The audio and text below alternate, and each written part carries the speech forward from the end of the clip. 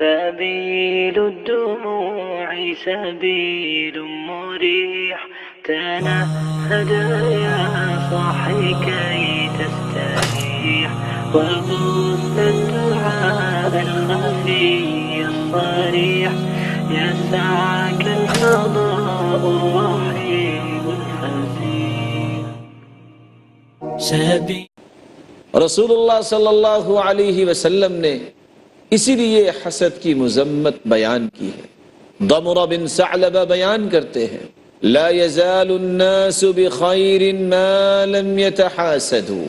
اس وقت تک لوگ خیر کی زندگی، برکت کی زندگی بسر کرتے ہیں جب تک وہ حسد نہ کریں.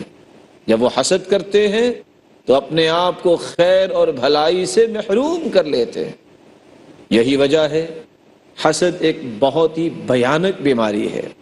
ابن المعتز کہا کرتے تھے الحسد داء الجسد. یہ حسد ایک جسمانی بیماری ہے. اور بعض حکماء کہتے ہیں الحسد جرح لا يبرأ. حسد ایک ایسا زخم ہے جو کبھی مندمل نہیں ہوتا. وحسب الحسود ما يلقى.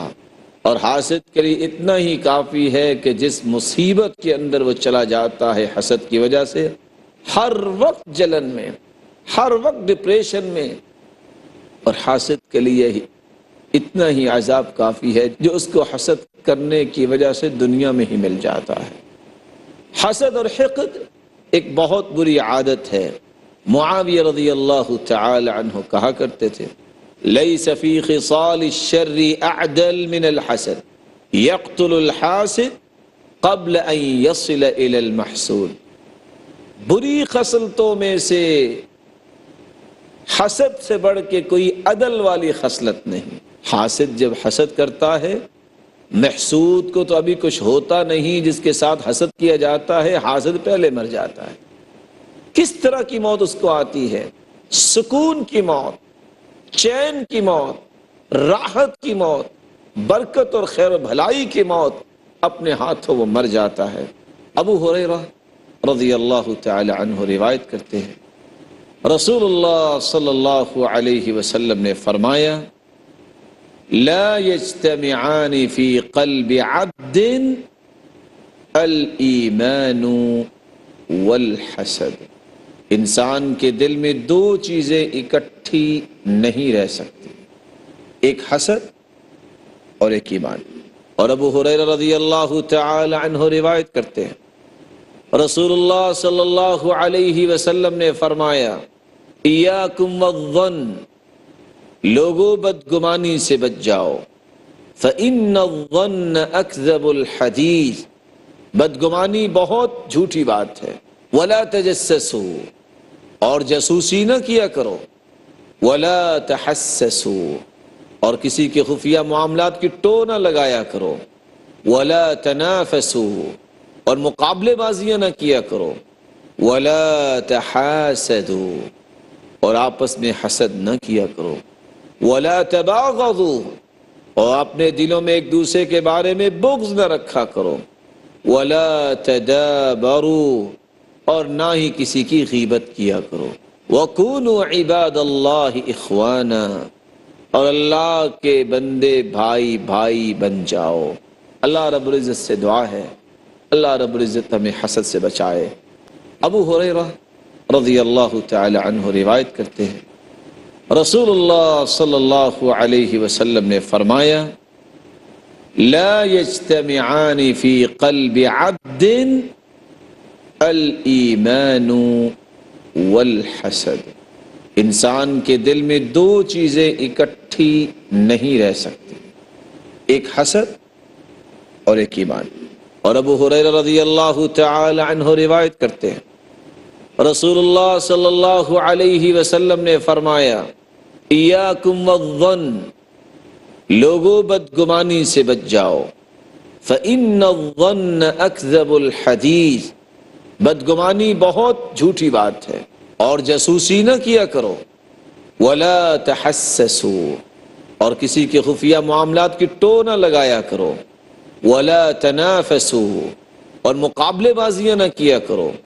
ولا تحاسدوا، اور آپس میں حسد نہ کیا کرو، ولا تباغضوا، اور اپنے دلوں میں ایک دوسرے کے بارے میں بغض نہ رکھا کرو، ولا تدابروا، اور نہ ہی کسی کی غیبت کیا کرو، وَكُونُوا عِبَادَ اللَّهِ إِخْوَانًا، اور اللہ کے بندے بھائی بھائی بن جاؤ۔ رسول اللہ صلی اللہ علیہ وسلم نے تو یہاں تک فرمایا ان النمیمہ والحقد فی النار لا یجتمعان فی قلب مسلم، چغل خوری اور حسد، اس کی وجہ سے انسان جہنم میں جائے گا، اور بندہ مومن کے دل میں نمیمہ، ایمان، چغل خوری اور حسد یہ جمع نہیں ہو سکتا۔ بلکہ رسول اللہ صلی اللہ علیہ وسلم نے تو امت کو خبردار کیا، دب الیکم داء الامم قبلکم، تمہاری طرف پہلی امتوں کی بیماریاں بھی آئیں گی، الحسد والبغضاء، حسد کرنا اور بغض رکھنا، ہی الحالقہ، یہی تو ختم کر دینے والی بیماریاں ہیں، حالقۃ الدین، یہ تو دین کو ختم کر دینے والی ہے۔ والذی نفس محمد بیدہ، اللہ کی قسم جس کے ہاتھ میں محمد کی جان ہے، لا تدخلوا الجنت حتی تؤمنوا، تم جنت میں داخل نہیں ہو سکتے جب تک تم ایمان نہ لے آؤ، ولا تؤمنوا حتی تحابوا، اور تمہارا ایمان مکمل نہیں ہو سکتا جب تک تم آپس میں محبت نہ کرنے لگ جاؤ۔ اولا ادلکم علی شیء اذا فعلتموه تحاببتم افشوا السلام بینکم، کیا میں تمہیں ایسی بات نہ بتا دوں جس کو اختیار کرنے سے تمہارے اندر محبت پیدا ہو جائے گی؟ جب محبت پیدا ہوگی تمہارا ایمان مکمل ہوگا، جب تمہارا ایمان مکمل ہوگا تو پھر تم جنت میں داخل ہو جاؤ گے۔ افشوا السلام بینکم، آپس میں سلام کثرت سے ایک دوسرے کو کہا کرو، سلام کو پھیلاؤ، سلام کو عام کرو۔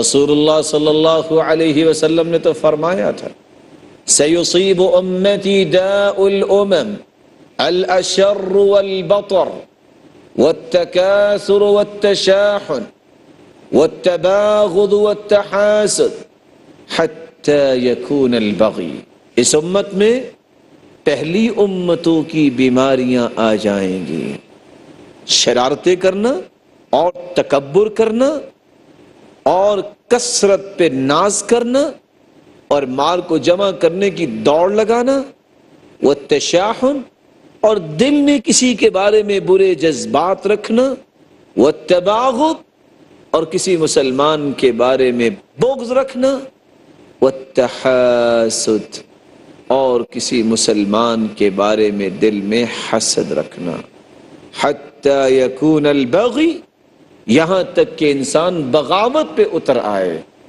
رسول اللہ صلی اللہ علیہ وسلم نے سچ فرمایا، اس امت میں یہ بیماریاں آئیں گی۔ اور رسول اللہ صلی اللہ علیہ وسلم کے صحابی معاویہ رضی اللہ تعالی عنہ اس لیے کہا کرتے تھے کل الناس اقدر علی رضا الا حاسد نعمہ، میں ہر بندے کو راضی کر سکتا ہوں لیکن حسد کرنے والے کو راضی نہیں کر سکتا۔ سبب کیا ہے؟ فإنه لا يرضيه إلا زوالها، حاسد اس وقت تک راضی نہیں ہوتا جب تک نعمت ختم نہ ہو جائے، نعمت زائل نہ ہو جائے۔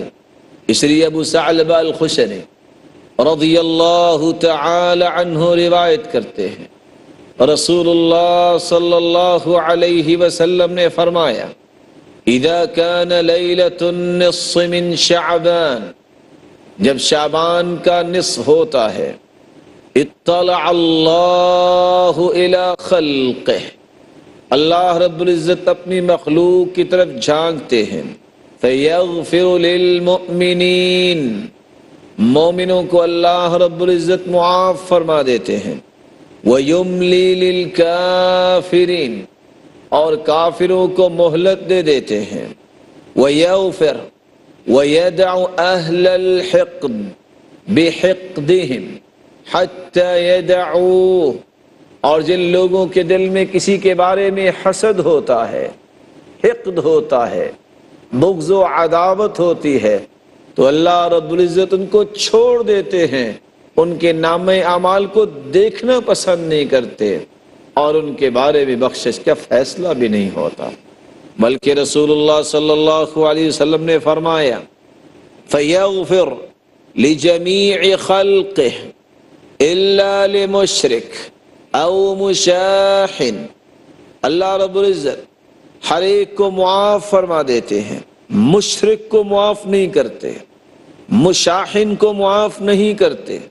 مشاحن وہ شخص جس کے دل میں کسی شخص کے بارے میں بغض ہے، عداوت ہے، تعصب ہے، حسد ہے، ایسے شخص کو اللہ معاف نہیں کرتے. بلکہ رسول اللہ صلی اللہ علیہ وسلم نے فرمایا تعرض الاعمال كل جمعہ مرة یوم الاثنین و یوم الخمیس. ہر جمعے میں 2 مرتبہ اعمال اللہ کے سامنے پیش کیے جاتے ہیں، پیر کے دن، سوموار کے دن اور جمعرات کے دن. فَيَغْفِرُ لِكُلِّ عَبْدٍ مُؤْمِنٍ. اللہ رب العزت ہر بندہ مومن کو معاف کر دیتے ہیں. إِلَّا عَبْدًا بَيْنَهُ وَبَيْنَ أَخِيهِ شَحْنَاءٌ. ایسے بندے کو اللہ معاف نہیں کرتے جس کے اور اس کے بھائی کے درمیان حسد ہوتا ہے، جس کے اور اس کے بھائی کے درمیان دل میں گرہ ہوتی ہے. فیقال، کہا جاتا ہے اترکوا ہذین حتی یفیئا. ان دونوں کے اعمال کو میرے سامنے پیش ہی نہ کیا جائے جب تک یہ صلح نہیں کر لیتے. اور دوسری روایت کے لفظ ہیں تفتح ابواب الجنہ یوم الاثنین. تفتح ابواب الجنہ، جنت کے دروازے کھول دیے جاتے ہیں. الا لرجل بینہ وبین اخیہ شحناء. اس شخص کے لیے جنت کے دروازے نہیں کھلتے جس شخص اور اس کے بھائی کے درمیان شحناء ہو، حسد ہو.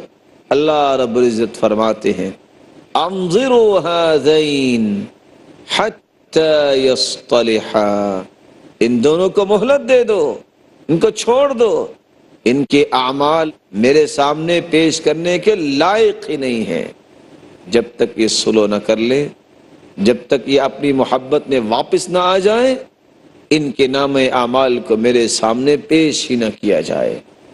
رسول اللہ صلی اللہ علیہ وسلم نے ان روایات کی روشنی میں یہ بات سمجھا دی ہے، جو حسد کرنے والا ہے، جو بغض رکھنے والا ہے، یہ شخص تو حقیقت میں اپنے آپ کو اللہ کی رحمت سے محروم کرنے والا ہے.